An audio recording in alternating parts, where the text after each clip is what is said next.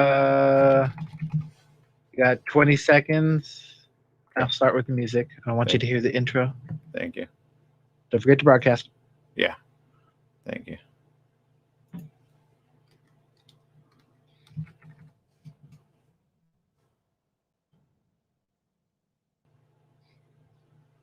Or affiliates.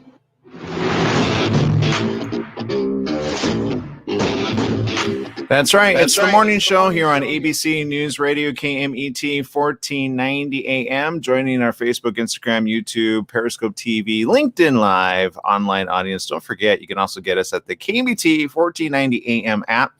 And, of course, wherever you're streaming, make sure to retweet this show. I can tell you right now, Jesse's actually finally excited about something that we have on. It is a horror thriller. One of which is going to make you scream the moment you watch it. It's called Dreamcatcher, and around the corner, we're going to be speaking to a very interesting actress, extraordinaire, producer, writer, I believe probably even director. We're going to be talking to Krystal Vayda a little bit later, and how her team at Quarzo Studios are doing a great thing with Samuel Goldwyn Films, and this is going to be coming out in March, so you're not going to want to miss this. We're going to be talking about the whole project from beginning to end, and of course the screams in between. We got Mr. Jesse Sanchez there. Good morning, Jesse. Good morning. Now, you've already seen the trailer, and you're kind of one of those, like, the kind you kind of tear films apart in a good way, in a positive way. But according to the trailer that you've seen, what do you think so far? It looks fun. If you're a fan of like slasher thriller movies like Scream, I Know What You Did Last Summer, you'll probably like this film. I enjoy slasher films, so I can't wait to watch this one. Yeah, so looks good. Again, coming out and available for everybody via, of course, the digital on-demand route as well. A sleek new horror thriller. According to this, it's the idea behind Dreamcatcher was to design a film that brings back the whodunit, the empty house scare, and the backyard fright, all wrapped up in an original screenplay that's set to entertain a young, modern viewer. Distribution with the legendary Goldwyn name allows for this timeless classic to reach audiences globally and to capture market share in the younger audience demographic. So very exciting for the entire team to be able to do some pretty cool stuff. And Krystal started her career as a child as young as 7.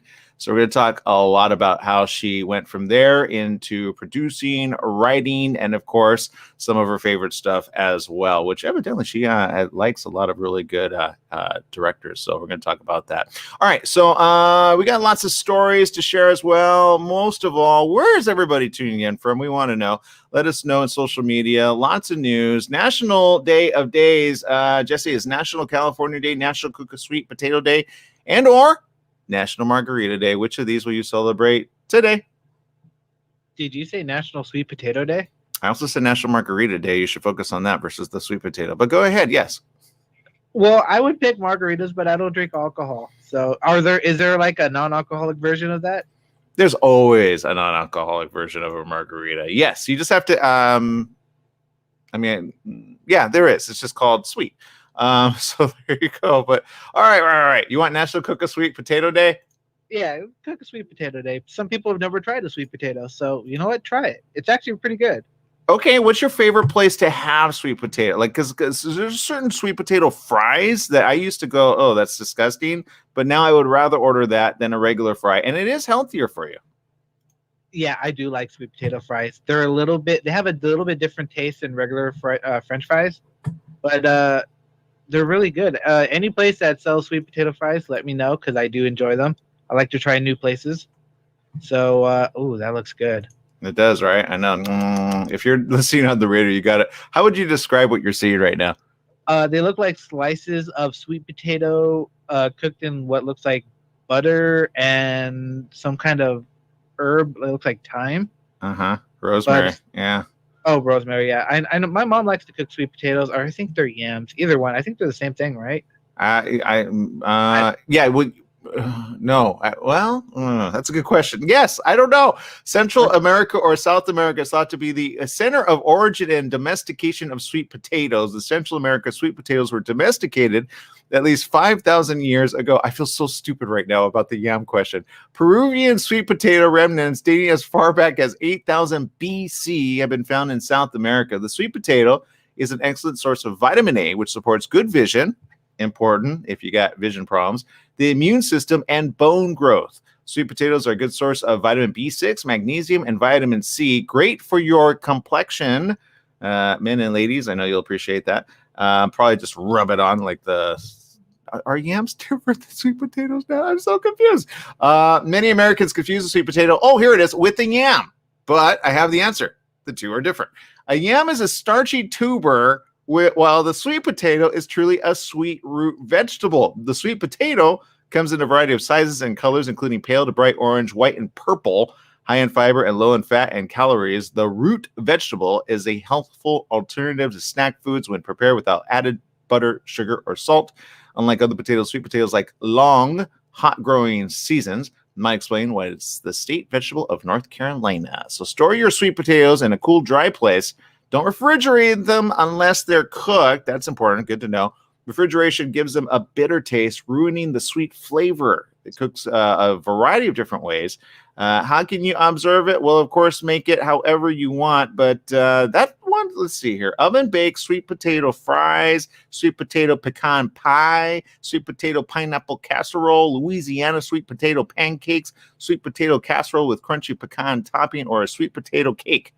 If you are thinking about any one of those, let us know, and we'll post the recipe for you to check out later on in the show. All right. Any comments there? But now we know I feel better about that yam potato story. I honestly do, because it was really bothering me as we were talking. I'm like, dang it, is it the same? I don't want to sound stupid. I don't know. I'll sound stupid all day long. I don't mind. All right, so there you go. National Cook a Sweet Potato Day. That's the day it is. You got to appreciate it. We're going to take a little bit of a break here now that we got our... How many of you knew that? Seriously. So I bet some of you are like, oh, Aaron, come on. Yam is obviously sweet potato. But then you kind of questioned it, right? Now you know. Knowing is half the battle. All right, people, we'll take a quick break. We'll be right back right after these messages with more. Stay tuned.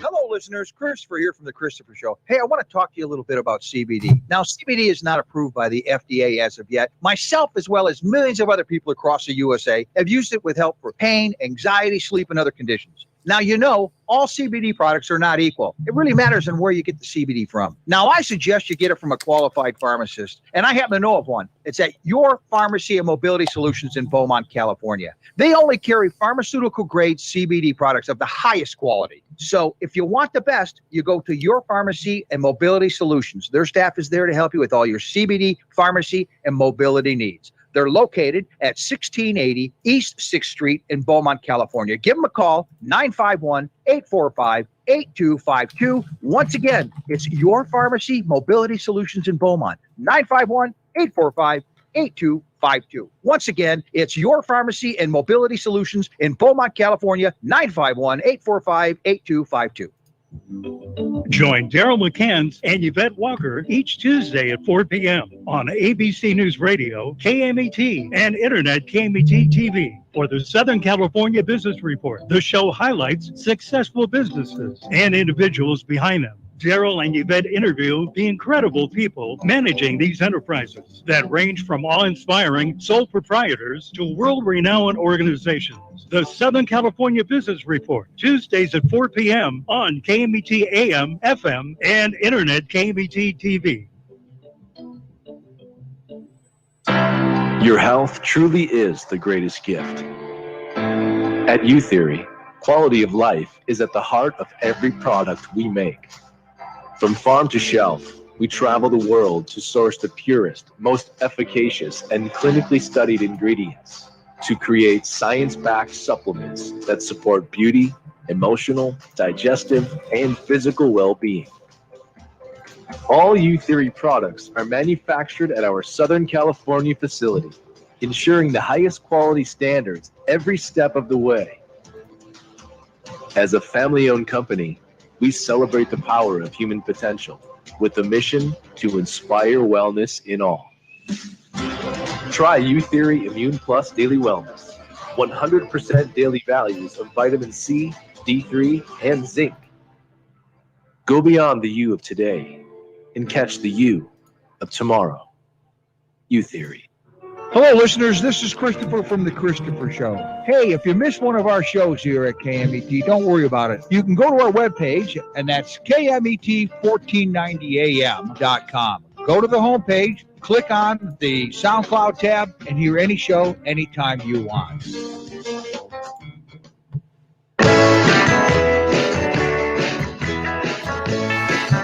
Welcome back. Yes, it is the morning show here on ABC News Radio, KMET 1490 AM, streaming everywhere online. If you are not already following us and you're tuning in via our radio app, don't forget to ask Alexa. Alexa is always very helpful when you say, Alexa, I want to listen to KMET 1490 AM. Alexa is very accommodating and asks which one you want to listen on.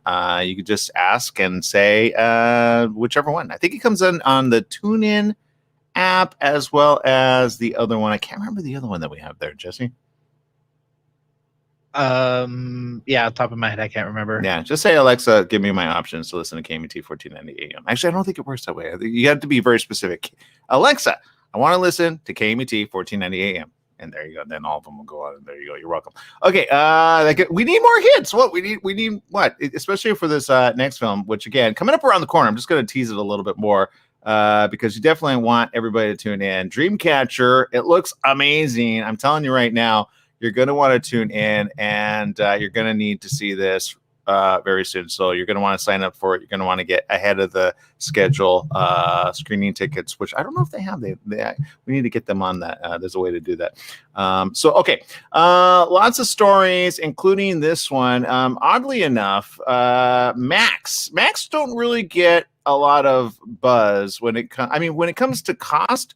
They get a lot of buzz, right? You know they're very expensive, but usually they're created so well that you rarely hear problems like this. But don't ever say never.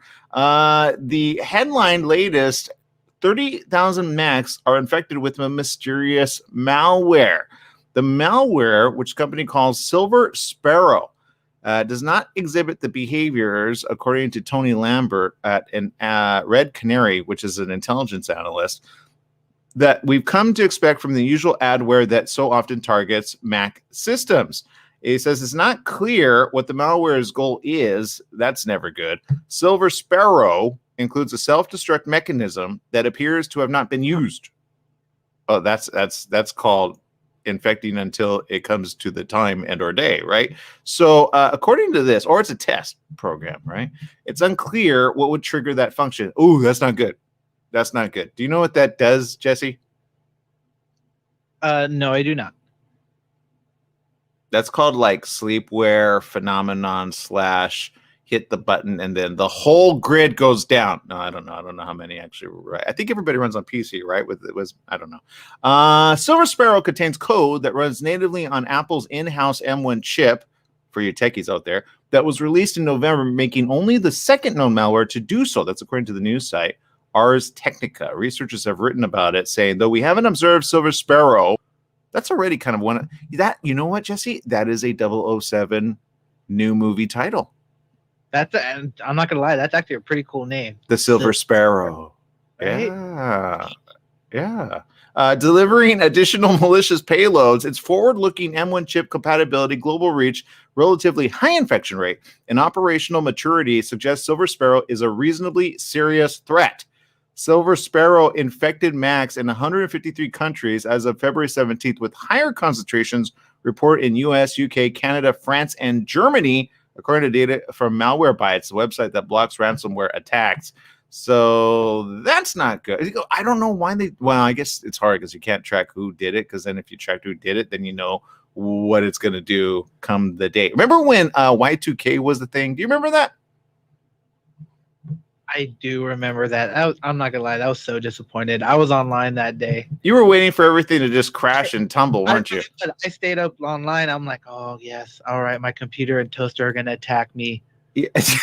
My queen did not move or talk to me at all. I was so disappointed. Which is funny, huh? Because it's like they planned for 1999, but they didn't plan for 2000 and beyond. Like, are we planned for 2100 and beyond? I don't know. So that was the big thing. But there you go. According to Disney Plus, you subscribe to Disney Plus, right, Jesse? How do you like it?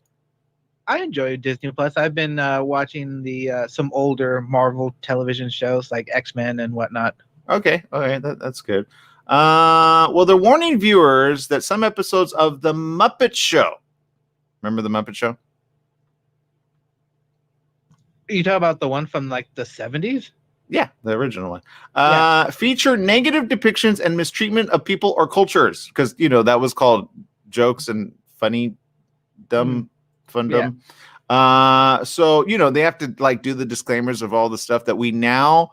Like which kind of begs the question of how sensitive have we become that we can't make fun of the Muppets, right? So according to this, of course, the variety show, which if you haven't seen it, by the way, Sandra Bullock does a really good role on it. It's the song Phenomenon. You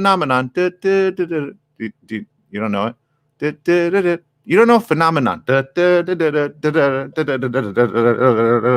You really don't know it? Go look it up. YouTube. Sandra Bullock. Later. She had fun on it. You could tell. Which ran for 120 episodes in the 70s. It also is more modern than the 70s. Features puppet characters interacting with celebrity guests. Was added to Disney's streaming service last week. Viewers are being shown the warning label before episodes. It says the show. We have a warning label before my show. It's weird. Includes negative depictions and or mistreatment of people or cultures, adding that these stereotypes were wrong then and are wrong now. Although nobody ever thought they were wrong. They just had laughter about it. But I get it. An episode hosted by Johnny Cash in which the country star performs in front of the U.S. flag and the Confederate battle flag was among the installments flagged by the service. Another features folk star John Baez doing an Indian accent, while the opening to an episode with Kenny Rogers shows Muppets dressed in Arab garb drilling for oil. Okay, you know what? I get what they're saying. I get it. And then you would think you know what? I'm going to keep my opinions to myself because then people are going to get mad at me. The warning says that rather than removing the episodes, Disney wants to acknowledge the harmful impact, learn from it, and spark conversation to create a more inclusive future. The service already uses the disclaimer on several other films and programs, including The Aristocats, which uses caricatures of East Asian people, and Dumbo, which features a musical number that references minstrel shows. The Muppet Show was hugely popular in the US and the UK, where it was filmed. Did not know that. It was added to Disney Plus on Friday as the new service nears 100 million subscribers. Streamers are increasingly looking to acquire children's programming for their platforms, looking to build up loyalty among viewers and encourage parents to subscribe. So, I don't know if you've seen this, Jesse, but have you seen a lot of warnings on a lot of the films and or TV shows that were like funny at the time, but like, okay, in Living Color, remember in Living Color? Talk about offending everybody. Oh, yeah. I love that. Yeah, they offend everybody, didn't they? Yeah, of course. You were never, and poor Oprah too. Which I think I think the actress apologized for that later on. But there you go. So look, the point is this. I think it. Okay, we got to. Okay, here. I know we keep saying it, but okay. I don't know how to back off on that. I guess I say this. Okay. I can't even say that because that's going to offend somebody. You know what? That's the problem. Like, at what point do you say, okay, it was okay? Yeah, I don't know how to say it. I really don't. Okay. No, I can't even say that. Okay, for example, long time back, if you ever watch a black and white movie and you hear the word fags, what are they talking about? Cigarettes. There you go. Right? Or they would say, oh, he's just gay. Meaning? Honestly, I had a few UK friends, and they use that term for cigarettes. Yeah. So when I first heard them say it kind of blew me for a loop. I was like, "What?" Yeah. Yeah, and he pulled out his cigarette, and I was like, "Oh, okay." Yeah, right. Or and gay is very happy, right? So, Yeah. but then you saw certain films and projects. You're like, oh, well, obviously, okay. So my point is this. Words can and do change. They can become harmful. I used the word the other day, retarded, because to describe something, but retardation is a real thing. My point is this, people, okay? Before you get up in arms about things, learn how things tend to evolve in the human culture. Granted, thankfully, we do evolve to the point where we are very careful about each other and we're more aware of it, which you go, okay, where have we come from and where are we going? And I gotta say, at least we're going somewhere good. By the way, are we going to Mars? That's a better question for the day. And are they going to get offended, or is Marvin the Martian going to just be very upset that we didn't take a break and show our next horror film? Which, by the way, for those of you that you know, I have Mom over there commenting, it looks scary. Mom, look away, because I'm going to show the trailer next. You may not want to see it, but it's a good thriller, whodunit slasher flick. So just be okay with it. So Jesse, take me to commercial, but we're going to run the trailer right here coming up next here on the morning show. We'll be right back. If you're not following us, make sure to follow us. Aaron Michael Sanchez on all platforms. Aaron M. Sanchez, KMT 1490 AM. We'll be right back right after these messages. Stay tuned.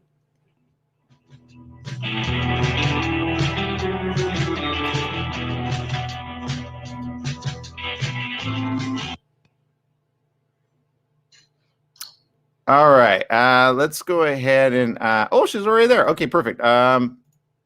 Actually, let me hold on. Let me get. All right, I'm gonna well, they can already hear you, so I'm just gonna do a little preview, and then I want to show your trailer. So let me show the trailer first. Wait, which are we gonna do? What? I feel like, Krystal, you should direct me. Have you directed before? No, I haven't. You need to direct. I think that's the next. I would say I would start out with the trailer and then lead into it. Okay, I'm going to do the trailer first. Okay, here we go. And the movie's coming out on March 5th.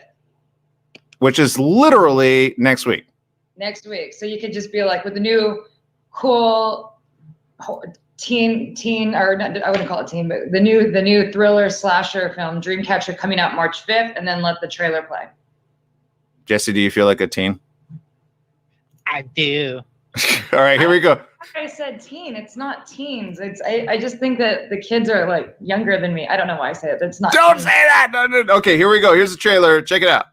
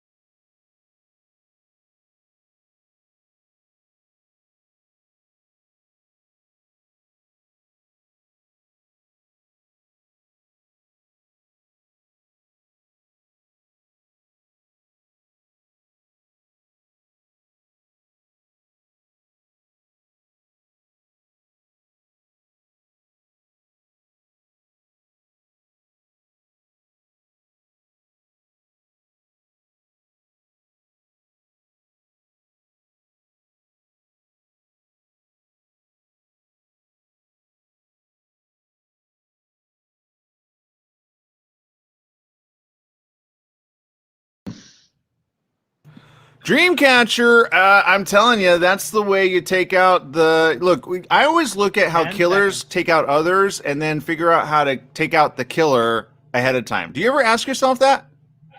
All the time. Smart. Okay, we'll be right. Hold. We're coming back. Seconds. Careful, Krystal's gonna hurt you.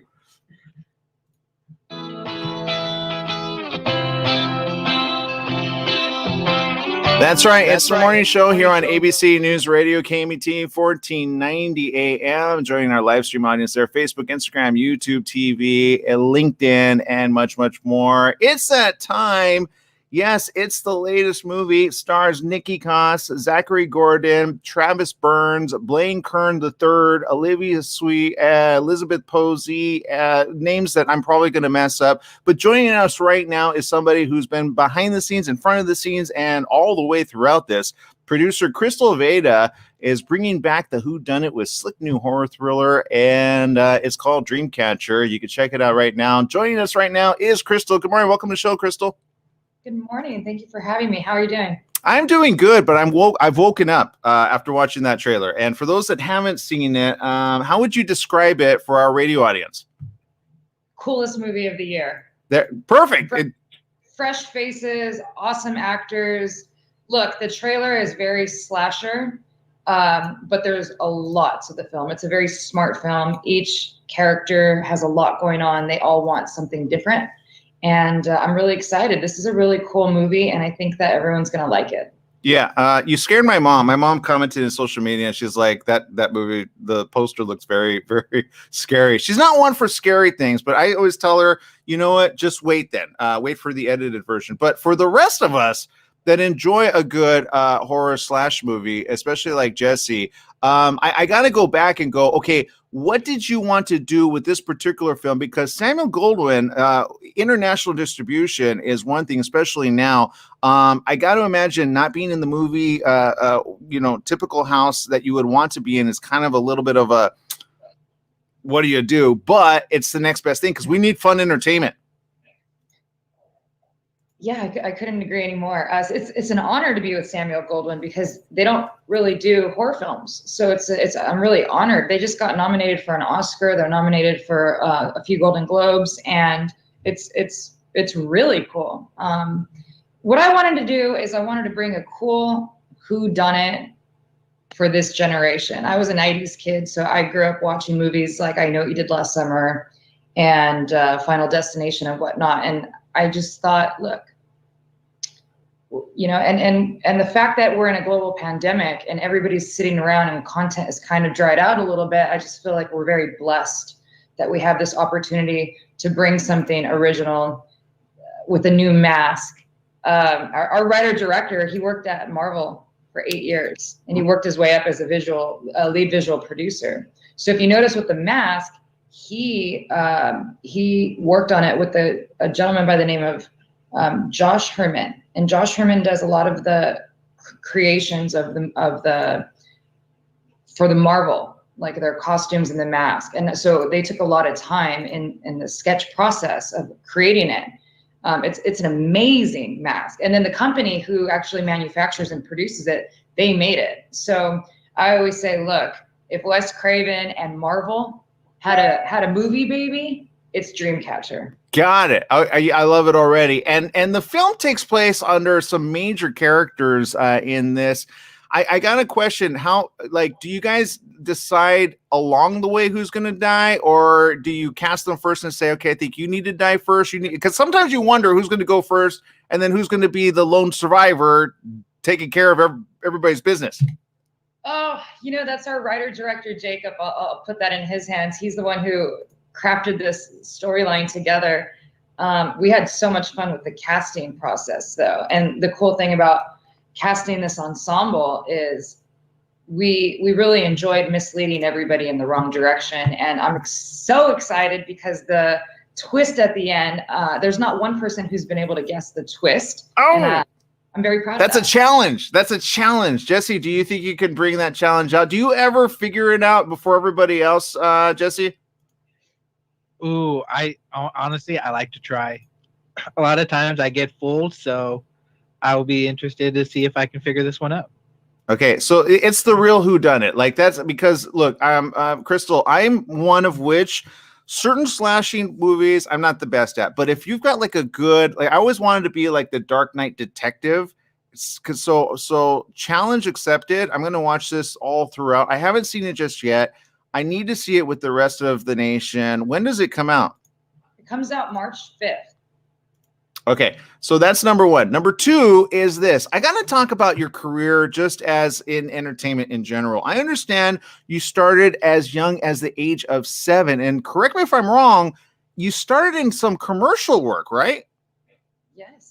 You have your facts right. Good job. Yeah, I go beyond. And then I had somebody that said when you were a young child, you actually knew your camera position. Is that true? I think it was a weird ability that I had because children shouldn't be thinking about hitting your marks and the technicality aspect. You should just be playing with your toys and playing with your friends. And I think I was a little odd.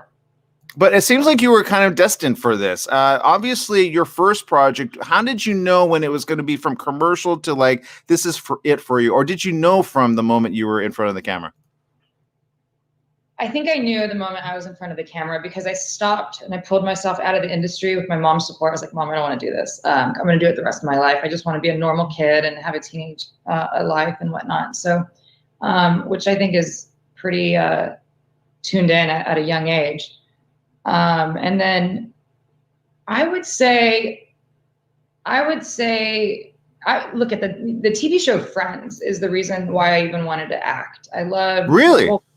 I thought that they were so funny, and I was going through a rough patch in my life, and I really liked the way that they made me feel. And I was like, well, catch me on a good day, and I like to make people laugh and entertain and whatnot. And I realized, oh my gosh, they have the ability to act and to perform on this TV show, and it's like the biggest hit worldwide. And I said, I'm going to do that. Wait, so which are you more like, Rachel, Monica, or Phoebe, or all three? I thought Rachel had the best hair. How did I know you're going to go with that based on your hairstyle? Okay, but all right. So, and are you clean like Monica? No. Okay, it's all right. It's all right. So more like Rachel. Okay, and then okay. So here's my quick question on this: if you could date one of the guys, which one would you have dated? That's a tough question. Yeah. That's a tough one. Everybody wants Joey. He's pretty funny. You see? Okay. All right. Well, anyway. Okay. Let's focus more on something that you know a lot about. It is Speed, by the way. What was that like? Because I just saw Speed. I went back to some of the films that kind of made things, and I was looking at it from a technical aspect, and I was like, they kept that going left and right. Obviously, Sandra Bullock, Keanu Reeves. What was that like being on that journey? I know it's going back, but I mean, it's kind of like big budget. It was big budget. And again, I didn't know anything because I grew up on sets. So I only knew 35 millimeter film and big budgets. My late godmother was hair for a lot of really big productions and whatnot. So that was interesting. I mean, you're walking around and looking at, some of the biggest actors in the world, and it just was very like, it's kind of like, that's it. It's really weird to be like, wait, you're so used to seeing them on the big screen or at home on when you get to see people in real life, at whatever age you are. For me, it was younger, but like when people come from all over the world and visit Hollywood and they get to see an actor or somebody, they're like, whoa, that's pretty trippy. That was that moment for me. Got it. Okay. Now, obviously, you get to work with family. Speaking of which, on this project, your brother, I understand, brother-sister dynamic duo. What's that like working with your brother? And I got to imagine, is he older or younger than you? Do you tell him what to do, or does he like? Because I don't know. Does it work that way with you two? I mean, that's like the question of the century. He's my older brother. He's two years and a bit older than me, but we're basically twins. We always ask my mom, "Are you sure that you didn't mess up?" I like to think that I tell him what to do. He'd probably beg to differ on that one. It's awesome. We never thought in a million years that we were gonna grow up having a production company together and make movies. But he's my best friend. And we think completely differently, but we have the same taste, so it's perfect. Cool. Visually, and it's just a perfect match. And you could talk to your family differently than you can talk to anybody else. So when we have our creative differences, we have healthy debates. That's a nice way to put it. No, it's a family dynamic that I say, if you can rock it, keep rocking it, because look, there's no one that you can trust better than a sibling that you work with, right? And I mean, obviously, I don't know at what point do you like switch that off. Like at Thanksgiving dinner, do you go, hey, this is like a perfect episode that we could do with where the turkey turns into a slasher or something like that, right? Totally. And we try to do it. Like, look, March 5th is right around the corner, and we're pretty full on with our schedules. But we communicate with each other, and we're like, hey, let's check out. We are not talking work either the rest of the afternoon, or let's take the weekend off, or let's take Sunday off, and let's just be human beings and not be so career focused. Because you're going to burn out. And so we definitely have had our experiences of burning out, and it's unhealthy. So you really have to find the balance. And I think that we're aware of it. So we do the best that we could to navigate that we have like these healthy lives, but yet that we hit our marks as producers, because we've already worked on it. It's been over 2 years that we've worked on this, and it's our responsibility. And it's a lot of responsibility. So, I mean, sometimes I wake up in the middle, I'm like dreaming, having these dreams about the movie. So because it's the fate of this project, it feels like it's in our hands. So I always wanted to be the best that I can be and do whatever I could to see this all the way through. Well, and speaking of seeing it all through, because again, being online and on digital, I say has more mass reach. However, it kind of a little nail biting because you go, well, it's not a typical like because this really belongs on. Honestly, I want to see this at the drive-in. We're talking to the drive-ins right now because it's a total throwback. I mean, yeah.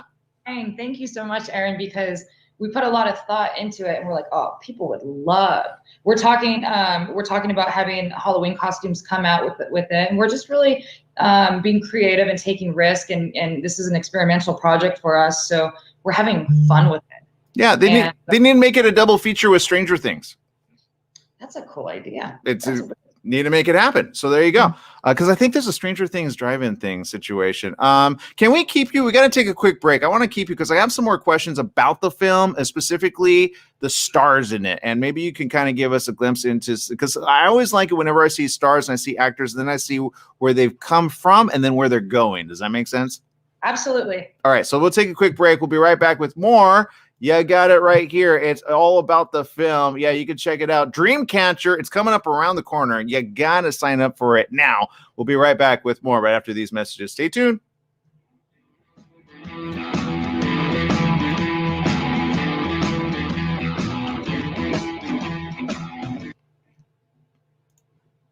All right, we're on our little behind the scenes situation here with you.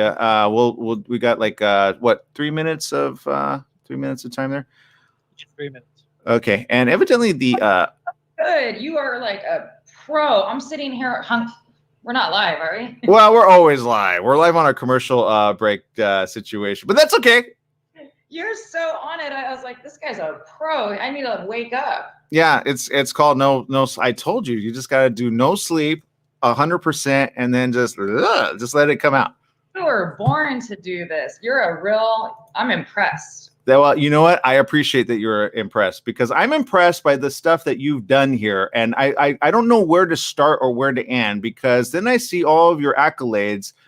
You had the Best Youth Artist, the American Legion Hall for the Rotary Club, which, by the way, I've attended Rotary Clubs. They're very boring until they're all of a sudden not boring.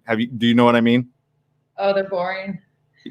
Yeah, just saying. But if you even when I won my award, I was like, this is so boring. Well, I mean, no, when you win awards, it's good. But when they don't give awards, it's boring. I'm just those that know, I attended a couple Rotaries. I was like, can we spice it up a little? Let's see. The Girl in the Photograph's official selection, Toronto International Film Festival, which I hear is really good for Midnight Madness. It's the best. I think it's the best. It's if you get Midnight Madness, that's a moment that's a milestone as a filmmaker. Was it? But why do you say that? Because Midnight Madness, you get the premiere at midnight, and it's like supposed to be the movie to watch at TIFF. So it's the placement and it's the timing, it's the hype and the buildup. They're basically saying like this is one to watch. We got that. Got it. Okay. Best Supporting Actress for Chelsea Film Festival. What was that one like? That was cool. I took a big break from acting, and I was focusing on producing at that time. So I wanted to get back into acting, and I asked one of my friends, "Hey, let's just shoot a scene. I need to get a new show reel." And it just was so much more than a scene. So we just turned it into a short film. And once it was a short film, I said, "Hey, let me submit this to festivals." It got picked up, and the next thing we're in New York City, and I won, Best Actress. That was really cool and very surprising, because on the flight there, I literally remember like praying, just saying to myself and just saying, "Can I have a sign, or am I crazy? Because I've been in this industry a long time, and can you just please give me some kind of sign to communicate to me that I'm on the right path?" I ask that all the time. 10 seconds. No, I seriously do. So when you said earlier, I'm like, because sometimes I think of just walking away from it. It's like, you know what I mean? Like there's moments you're just like, is this paying the bills?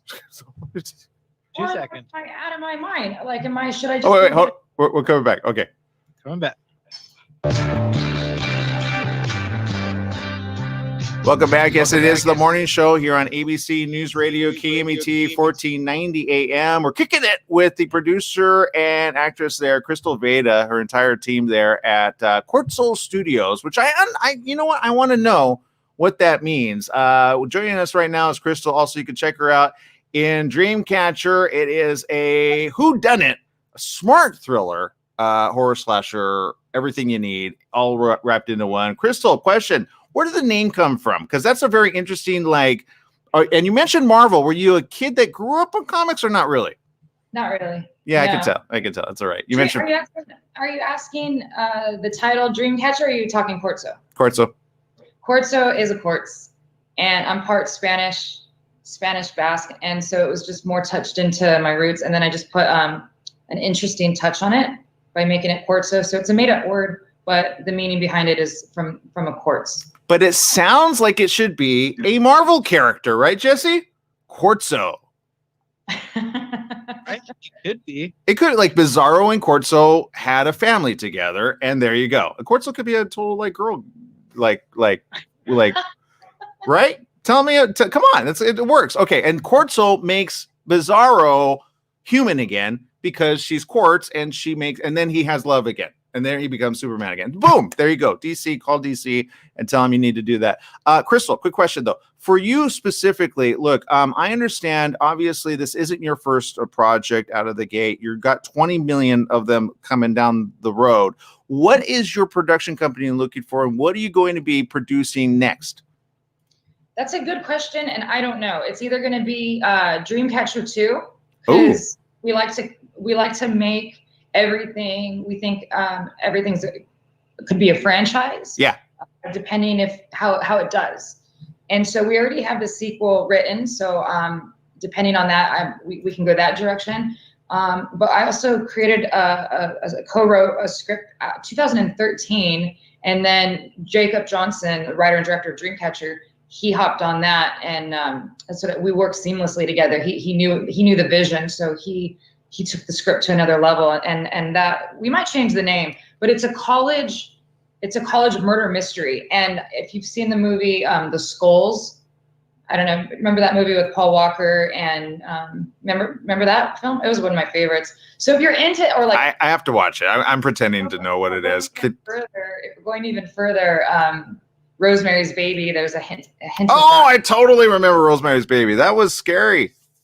So we want to do, so we have a really cool college movie, and I don't know, that could be the next one as well. Or we might just do back-to-back, shoot them both, and then we could just go to post-production on 2 movies. I like that. That's what Superman 1 and 2 did, by the way, just so you know. And they were able to cut down on the budget, although I think they had a problem with the director on the second one, but whatever.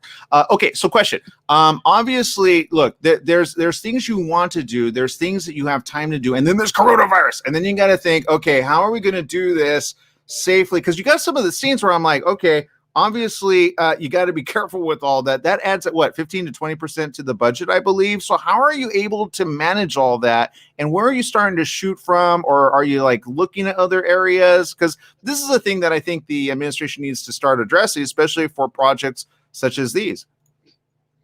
It's tough. I mean, gosh, everybody is having their limitations. And when you're making a college film or for example, we got lucky with Dreamcatcher because we had hundreds of background actors in the club scene. You can't do that anymore. Yeah. So it's really hard to be able to pivot and figure out, okay, so we've delayed our production on our next film because we needed to take a minute because we're not going to be able to tell our story correctly, and we're going to cheap out on ourselves. And Hollywood's not an easy industry. We're very fortunate. We worked really hard, but we're still very fortunate to be where we are and have the relationships with the distributors and our sales team and whatnot. And so it's almost better to do it right and take a longer time than to just like, I can't pump out content the way some people can. There's a really meaningful process that we go about it. And it's really, our projects, especially Dreamcatcher, is really handcrafted. Yeah. In this particular film, I gotta say, like, I'm looking at the trailer again, and I'm thinking of the ladies and the men here. Obviously, I always tell ladies, take some type of martial arts because I feel like if I had a daughter, I would tell my daughter, watch this film and protect yourself from people like this because they exist. Okay, so remember this name, Elizabeth Posey. She's gonna blow up. Like she looks like a young Charlize Theron. She has that because she can act, she can sing, she could dance. Like she's athletic. So with the fight scenes and whatnot, she's fantastic at fight choreography. She's gonna blow up. I really think that the men are gonna lose. I mean, she's a cool girl. So girls want to be friends. Girls want to be like her too. And then guys are just. Camera loves her, so she's one that I'm excited. I'm rooting for her. I mean, I love all of our cast. I don't know if you've ever seen Diary of a Wimpy Kid, but Zachary Gordon, the Wimpy Kid, is he's doing a really cool role. You have to see it to know what I'm talking about. But he's not a wimpy kid anymore. He's, Thank goodness. Muscle. He's buff. He's got some muscle. And he's never made a film like this before. He wanted to do something that scared him. So I'm excited for his generation, everybody who grew up watching. And he was a part of that franchise for 10 years. So I'm really excited for him to come back and be an adult, young adult. So I'm looking forward to seeing how people take that. And then we have an Australian actor. He is Dylan. He plays DJ Dreamcatcher, up and coming EDM DJ. And he's a young Brad Pitt. I mean, he walked through the room and I just looked over at my brother and I'm like, we had that same telepathy, and we said, well, there's Dreamcatcher. So, when you hear those stories about when they say, oh, when somebody walks in the room, yep, didn't know who he was. And he came in for with an American accent, and we were talking to him, where are you from? And then we heard his Australian, and we're like, go outside, practice your lines, come back in. We want because EDM DJs are from all over the world. Right. So it was more plausible for him to be, for him to actually be true to his native, Australian. So we incorporated that. He's going to be huge. Travis Burns is going to do well. I'm just, one of our villains, Adrienne Wilkinson, she's got a really nice history of sci-fi. I think she, crushes it with her ability to just, and kudos to, props to Jacob, because there is that sort of villain world that you only get when you watch like a Marvel type movie or a DC type movie where you're like, wow, that's a really evil person. And Adrienne just crushed it. And then we have also Lou Ferrigno Jr., who comes in and he's amazing. I don't want to say too much, but everybody's great. Olivia Sweet, we have Emrhys Cooper, we have Niki Koss. My goodness. Now, she has a lot of experience with television. She was on a TV show called Famous in Love. So she had a series for a few years. And if you guys ever watched the movie The Craft, the original one, like the Fairuza Balk.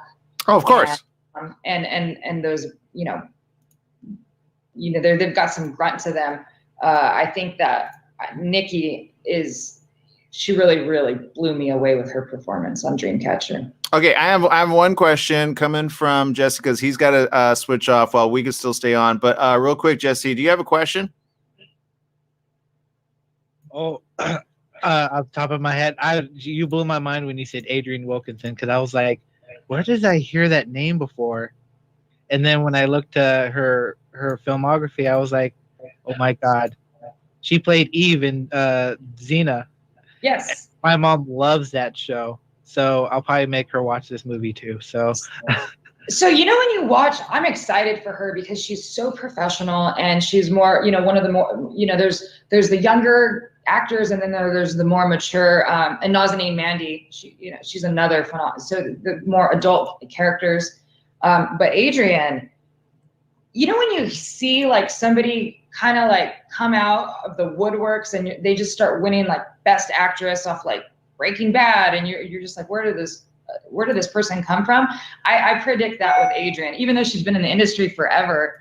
I think that she's gonna. I think she's gonna go places. All right, so there you go, Krystal Vayda, everybody. You can check her out, Dreamcatcher. We've run out of time, unfortunately. Krystal, thank you for spending time with us here on the morning show. Can't wait to see it. It is going to be a definite must-watch. With what's the rating on this, by the way, just out of curiosity?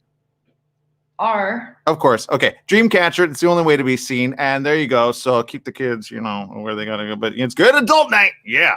All right. So there you go. And we'll see you around the corner. Make it a great day. Remember, life is worth living. Live it well. Bye-bye, everyone.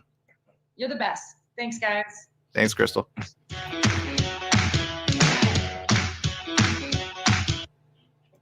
All right, and Krystal, normally I sign off right now, but since you're on Skype, we can still keep you really quick. Last but not least, the obvious question is this. What's your favorite films of all time? Top 3. Notting Hill, A League of Their Own, and probably The Notebook. You know what? I appreciate you for picking that one. A lot of people steer clear of that one. Why The Notebook? There must have been something that called out to you. I don't know. It just really touched me, and the way the storytelling really came full circle. And I love when, like, Rachel McAdams wasn't really big at the time. I love fresh faces. I get sick of seeing I have ADD, and I get sick of seeing the same people over and over and over. And I just really loved being able to fall into her and Ryan Gosling's love story. I believed it, and my mentor produced it.